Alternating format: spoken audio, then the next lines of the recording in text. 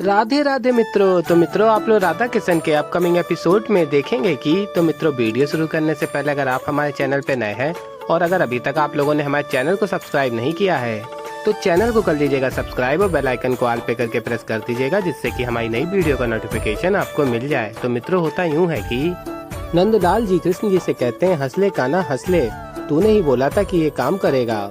ये सारे हलना केवल तुम्हारे लिए ही काम करते हैं। और फिर कृष्ण जी कहते हैं, ऐसा कुछ नहीं है, कार्य तो ये करता है। और फिर नंदलाल जी कहते हैं, क्या कार्य करता, मेरी तो कोई सेवा कर नहीं रहा। और कहते हैं, मैंने सच में इतना काम किया, सच में इतने पाँव दुखाए, सोचा यदि सत्य में पीड़ा होगी तो सेवा का मेवा, उसका आनंद भी उतना ही आएगा। ये मेवा मिला है मुझे। और फिर नंदलाल जी चले जाते हैं और कृष्ण जी कहते हैं, क्या केवल सेवा पत्नी ही कर सकती है, पुत्र भी तो कर सकता, मैं हूँ ना आपकी सेवा के लिए। और फिर मित्रों, आप लोग आगे देखेंगे कि बलराम दाऊ ऋषि सांदीपनि को सारी बात बताते हैं। और फिर गुरु सांदीपनि कहते हैं, तो अब समझ में आया कि कृष्ण ने तुम्हें यहाँ क्यों भेजा है। और फिर कहते हैं, क्योंकि ये कथा हमारे अतिरिक्त और कोई नहीं जानता। और फिर बलराम दाऊ कहते हैं, कौन सी कहानी है ये गुरुदेव, यदि ये कहानी जानने से हमारी समस्या का समाधान हो सकता है तो कृपा करके बताइए। और फिर गुरु सांदीपनि बताते हैं कि ये कथा है राजा निरिक की, सूर्यवंशी राजा निरिक, जो अत्यंत महान और दानी थे। और फिर राजा इंद्रिक कहते हैं, हम सूर्यवंशी हैं, जिस प्रकार सूरज अपना तेज सब में बांटता है, ठीक उसी प्रकार हम सूर्यवंशियों का कर्तव्य होता है कि हम अपना धन प्रजा में वितरित करें। धन कोषागार में रखने से नहीं बढ़ता है, धन बढ़ता है प्रजा के परिश्रम से। और फिर आगे कहते हैं, अब समय है उन महात्माओं का जिन्होंने हमें ज्ञान का दान दिया है। और फिर मित्रों, आप लोग आगे देखेंगे, गुरु सांदीपनि बताते हैं कि एक ब्राह्मण की गाय चारा चरते हुए राजा की गांव में सम्मिलित हो गई और राजा इंद्रिक इस बात से अनजान थे। और फिर गैया समर्पित कर देते हैं, दान कर देते हैं। और तभी एक ब्राह्मण जिसकी गैया होती आ जाते हैं और कहते हैं, रुकिए महाराज। और कहते हैं, ये गैया मेरी है। और फिर महाराज कहते हैं, ये गैया आपकी है। और फिर ब्राह्मण श्रेष्ठ कहते हैं, जी महाराज।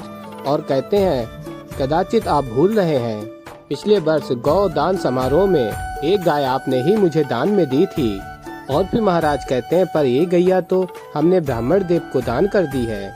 और फिर ब्राह्मण श्रेष्ठ कहते हैं, आपको दान करने में सावधानी बरतनी चाहिए महाराज, जो वस्तु मेरी है उसे आप पुनः किसी को दान दे के पुण्य कैसे प्राप्त कर सकते हैं।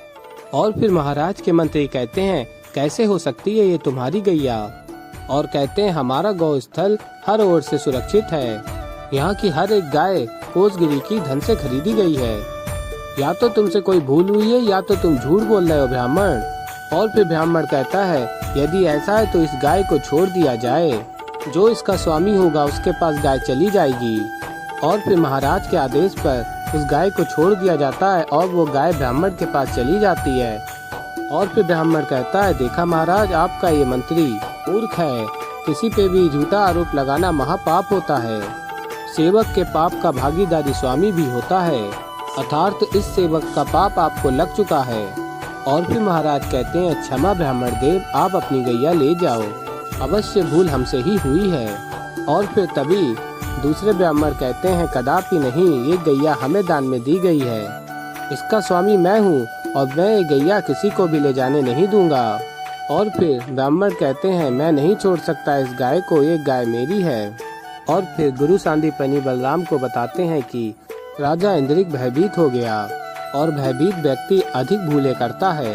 और फिर महाराज कहते हैं, ब्राह्मण देव, अब एक ही मार्ग बचता है, मैंने एक ही गैया आप दोनों ब्राह्मणों को दान कर दिया है, आप दोनों में से किसी एक को इस गैया को छोड़ना पड़ेगा, और जो इस गैया को त्यागेगा उसकी क्षतिपूर्ति में 1 लाख गाय दी जाएंगी। और फिर ब्राह्मण कहते हैं, आपने क्या समझ रखा है महाराज, हम लालची हैं। और फिर मित्रों, आप लोग आगे देखेंगे कि ब्राह्मण श्राप दे देते हैं कि तुम्हारे पाप कभी तुम्हारा पीछा नहीं छोड़ेंगे, तुम्हें इस पाप का फल भोगना होगा। और फिर आगे गुरु सांदीपनि बलराम को बताते हैं कि राजा ने ब्राह्मण को लालच देकर बहुत बड़ी भूल की। यदि ज्ञानी धन के लिए अपना ज्ञान बेच दे तो ज्ञान नष्ट हो जाता है और बिना ज्ञान के समझ भ्रष्ट हो जाती है। और फिर बलराम दाऊ कहते हैं, आगे बताइए गुरुदेव। उसके पश्चात क्या हुआ राजा इंद्रिक के साथ। और फिर गुरु सांदीपनि बताते हैं कि वही जो मृत्यु के पश्चात होता है। राजा इंद्रिक हिमलोक में यमराज के समक्ष प्रस्तुत हुआ और फिर यमराज कहते हैं आपके खाते में केवल पुण्य है राजन, केवल एक पाप ने उन्हें कलंक कर दिया, आपको ब्राह्मणों का श्राप है। और फिर महाराज कहते हैं जो प्रायश्चित है मैं करने को तत्पर हूँ। और फिर यमराज कहते हैं आपके पुण्य को देखते हुए मैं आपको चैन का अवसर देता हूँ। पहले आप स्वर्ग में जाकर भोग विलास कर सकते हैं और जब पाप के फल का समय आए तो लुगती या पहले पाप के फल को भुगतिए या पहले स्वर्ग के सुख को। और फिर राजन कहते हैं अपने कर्म खाते में पाप रख के भोग विलास करना उचित नहीं है, इसलिए सर्वप्रथम मैं अपने पाप का फल भोगूंगा, तत्पश्चात प्रायश्चित करके स्वर्ग का सुख भोगना चाहूँगा।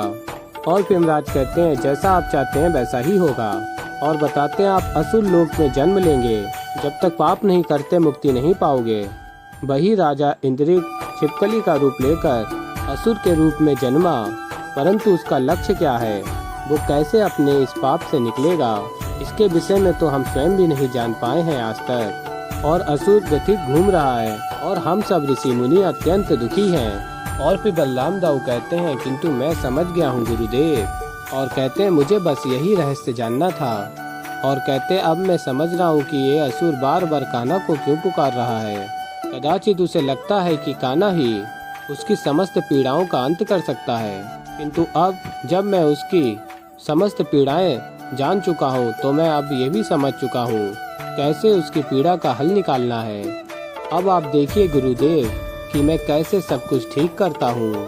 अब आज्ञा दीजिए गुरुदेव, इससे पूर्व कि वो असुर और किसी को हानि पहुँचाए, मुझे उसके पास पहुँचना होगा। और फिर गुरु सांदीपनि कहते हैं पुत्र, जब भी हमारी सहायता की आवश्यकता होगी हम प्रस्तुत हो जाएंगे। और फिर बलराम दाऊ कहते हैं धन्यवाद गुरुदेव। और फिर मित्रों आप लोग आगे देखेंगे शाम कहता है ताऊ श्री इतने विश्वास के साथ तो निकले हैं, किंतु वो अब करेंगे क्या।